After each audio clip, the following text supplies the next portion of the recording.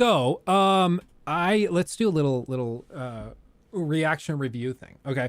So as you guys know, I've been going back and forth between phones constantly because I can never be happy and make up my mind. I have been using for many a moon the S22 Ultra. It's a tremendous phone. Love it dearly. It's really good. Really like it. It's a solid phone. Great camera quality. Spotted the UFO with this one. Love it. Rocky, appreciate you coming out. Get some sleep, my friend. I really appreciate it. Thank you. I then decided to try the iPhone 14 Pro Max. Give it a shot. I liked my iPhone back in the day. I had to swap it out for a bunch of reasons, but I like the iPhone. I've always liked the iPhone. Swapping between these things is an absolute nightmare, for the record, because this uses eSIM, this uses a physical SIM, and you can't just easily swap between them. I tried to using like the Verizon wireless online portal, whatever. Immediately they screwed it up so bad, I just completely lost service on both phones and couldn't text anybody, couldn't call anybody. And then when they would ask me, like in support, I contacted support and chatted with them for 4 hours. They would ask me, "Oh, would you like let's get access to your account. I'm going to send you a text message. Just verify and approve, with the link that I send you that I can access your account." I was like, "I can't because you disconnected service to my phone. So I can't get text messages right now." And they were like, "Sir, we need you to answer the text message so that we can get into your account. Otherwise we can't help you." And I was like, "I don't have service because you screwed it up. So I can't verify. Like, send me an email to the account that's on file." Like, "No, sir, it has to be a text message to that number." They acted like I was being unreasonable by not being able to receive text because of their screw up. It was unbelievable. After like 4 hours of going back and forth with them, trying to get service back to one of the phones, I was like, "I don't care. Just swap it back to the S22 Ultra. I'll set up the iPhone in person tomorrow. I don't care." They still couldn't do it. And eventually the support person on tier 2 technical support, like their high up team, they just stopped responding to me. After like 4 hours in chat troubleshooting with them, they just stopped responding. And I said like every 5 minutes, "Hello, where'd you go? What can I do? It's getting late. Please help. ... Please help. Are you still there?" For like an hour. And then the little chat bot thing reset me, sent me to a salesperson, and it just appeared with a new message saying, "Hi, my name is David," or whatever. "What phone would you like help buying today?" It's like, I'm confused. I was just with tier 2 technical support. I think I got rerouted here somehow. And the guy like immediately stopped using the templates for proper grammar because he just said, "K, I'll reroute you now. THX." Like, "Thanks." Just like send it off. And they sent me to another guy in tier 2 technical support, and he never responded to my first message after like 2 hours. So the whole thing was a disaster. I went to Verizon. The guy there was super helpful. He immediately set it up. But at Verizon right now, be warned, they do not shut up about this new internet thing they're doing, which, long story short, they basically give you like what is effectively a mobile hotspot for you to use cell service as your Wi-Fi. And they provide it to you and you pay for it monthly, just like Wi-Fi service, but it's through cellular service. For some people, I'm sure it's very useful. For me, I have internet grade service and I'm on a contract. I can't just change my internet provider. I told them this because they wouldn't shut up about it. It should have taken like 3 minutes to swap service back to this. Like, they just replaced the SIM card and I was good to go. 3-minute thing. It took a solid 25 minutes because the guy spent 20 minutes talking about this stupid internet thing that they wanted me to sign up for. And I said, "I can't. I have a 2-year commitment. I can't just swap internet providers, and you can't even reach the speeds." Like, the max upload was like 4 megabit per second. I was like, "That doesn't work. It just doesn't." So I was like, "It doesn't work." And they said, "Well, the great thing about it is you can set it up as like a secondary backup Wi-Fi source." It's like, who has 2 Wi-Fi services? Like, what? Who goes to Comcast and then goes across the road to CenturyLink to sign up for service? Nobody does that. That's insane. Like, come on. Like, you're really stretching when you're trying to pitch the service to me that way. Like, come off it. So finally he switched it back. It was fine. I had to do a factory reset because I was having some technical issues with this thing. I reset it and then I was like, okay, I'm ready to set it up again. So I went in the other day and had them switch service back from the S22 Ultra back to this thing and to set up the Apple Watch as well. Same exact thing happened. I walked in, the first thing I said to the lady, very sweet lady, she's hustling, she's trying to, I'm sure they get a bonus if they sign somebody up for the stupid Wi-Fi thing, but she was hustling. I can appreciate it. But she was very sweet, and I told her the first thing, I was like, and before, because even the technical support people brought up the Wi-Fi thing to me. And I was like, before you go through your spiel, I've heard about the Wi-Fi thing that you guys are doing. I don't need it.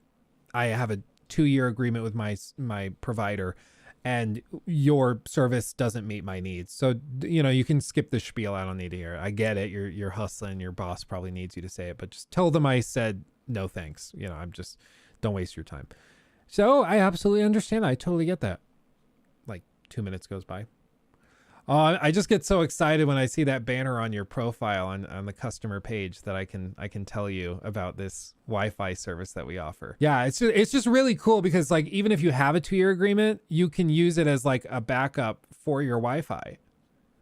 It's great. I was like, okay. It just kept going and going and going and going. It never stopped. It ended up taking a solid like 30-40 minutes for her to set up service on my iPhone now versus and my watch, when it should have taken 5 minutes. But again, she wouldn't shut up about this stupid Wi-Fi thing that I don't need. Like, it was insane. I was like, I appreciate the hustle, but when your customer tells you I don't want that thing, don't bother. Like, listen to them. Like when I would cold call people in commercial real estate, I'd be like, hey, I have an apartment building available for sale at a 6 cap in Greeley, Colorado. It's, you know, brick siding, pitched roof. Are you interested? If they said, no, thanks, I'm not interested right now, but call me in 6 months, I'd be like, okay, thanks so much for your time. And I hang up. I don't go, well, but the really cool thing about this building is that, you know, with the building, even if you don't have the money to buy it right now, even if you did have the money, it would be a really good investment. They'd be like, what the hell are you talking about? Like, I just told you no. Like, take a hint, you know, you're wasting your time. Anyway, after all of that nightmare with Verizon getting it set up, I've been using this thing. I like a lot of the iPhone's ecosystem. I like a lot of what Apple has to offer. I think the general vibe that I would give is Apple has better software, Samsung has better hardware. The battery on the S22 Ultra, if you raise the resolution of the screen to its actual resolution, out of the box, it renders and puts the display resolution at like half to save battery. So once you actually use the screen resolution that's advertised, the battery is like hilariously bad. You also, like, if you crank up the CPU usage to full potential to actually use the full power, it's buried in the menus. If you turn that on, you might get 50% in like an hour and a half to 2 hours of use. Bear in mind, this phone is like 6 months old, so it's not like it's super old or anything. Something's also rattling when I shake it. Do you hear that?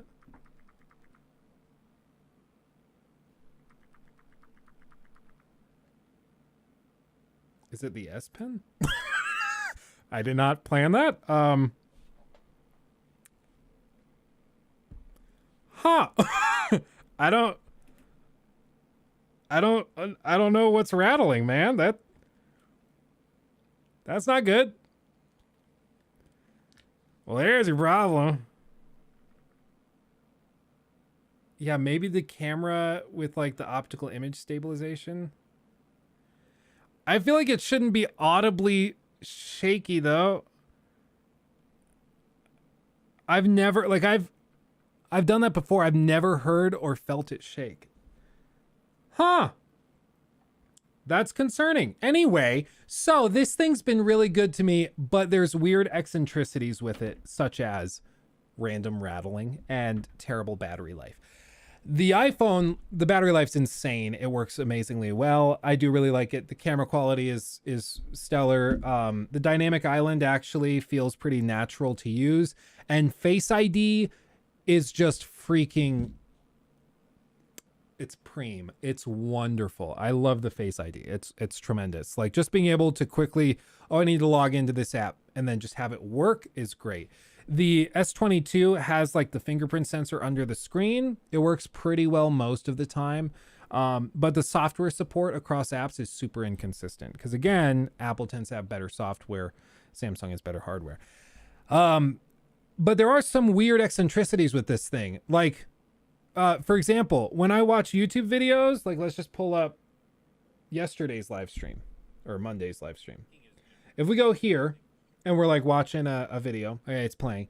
If I go swipe down and like audio devices, by default, it keeps going to the iPhone audio output, which is just the earpiece, not the full speaker. Why would I ever want to watch a video through the earpiece? That doesn't make any damn sense at all. So I have to manually switch it to speaker like half the time. Why on earth would I ever want to do that? That doesn't make any sense why that would even be an option for playing video. It's like it thinks YouTube is a phone call. It's weird, right? It's just dumb. The AirPods also, these are the new AirPods Pro 2, whatever the hell they're called. I can't keep up with it. But these are the new ones, proof positive. They have the little lanyard spot and the speaker grill on the bottom of it. They sound nice. I don't know if it's actually worth upgrading. It's just not that great. But they sound nice. Weird thing, like last night, all night, if you did the single press on the stem on either of the earpods, wouldn't pause, but the volume would work. Like on the new ones, if you swipe up, it increases audio. You swipe down, it decreases audio. It's really nice. Pause and play doesn't work at all on it. It's weird. And I've had that happen. Phone restarting, then it works. It's weird. Same thing with the AirPods Max, Pro Max, whatever the hell these are called. Love those headphones. Love them dearly. Amazing on a flight. Also, the play and pause randomly doesn't work. It's weird. And again, for Apple, normally they have the best software. And I tried Googling these issues and people are like, oh, just restart your phone. I was like, I shouldn't have to restart my phone every 8 hours. Right? And like, that isn't a hardware issue that it's having. It's not a hardware issue because like the audio routing, weirdly, that's a software thing where it's automatically sending the audio output to the like earpiece instead of the actual speakers. Random little stuff like that drives me crazy. But like the overall experience, I still really enjoy. So it's like I put up with it. Like, do I put up with the crappy battery and the weird shaking and rattling in the phone? Or that's so weird. Or do I swap to iPhone, get the better watch service and everything and be able to use all of my stuff together and just deal with random little software bugs and hope that they patch it and update it randomly? I don't know. I think at this point, I'm liking the iPhone. I think I'll stick with the iPhone. But I'm baffled that this is a thing. So yeah, that's my impressions. I think it's great, but it used to be like my 11 Pro Max. I didn't really have any major technical issues with it. I just really liked it. But when I swapped to the 13 Pro Max this past summer for like a week and a half, that was really weird. Cause it also had these issues. And then the new, like, coming along this year with the 14 Pro Max, it's also had these weird issues. And I thought maybe it's because I've been using the same like backup to download all of my text messages and all the stuff. Maybe it's that, and I need to just start from complete scratch. I'm not sure, but I don't know, I'm liking it. Just to be able to use like the AirPods Max, be able to use the Apple Watch, which is so much better than the Galaxy Watch. It's not even funny. Just that stuff kind of adds points in its favor to going with it. Like, honestly, I think if I ever invested in a like Rolex and I had a nice watch, that would actually be a very good argument for me to swap back to Android, because then I wouldn't have use for all the random accessories. But until I get a freaking Rolex, whenever, like 10 years or 50 years or never, I think I'll stick to this. So you guys converted me for the time being. That's where I'm at. Let's see. Yeah, the Apple Watch is the most accurate health tracker in the market, period. The quantified scientists on YouTube for full scientific review. Yeah, it's tremendous. And the GPS tracking, Siri, everything, it just works so well. It really does.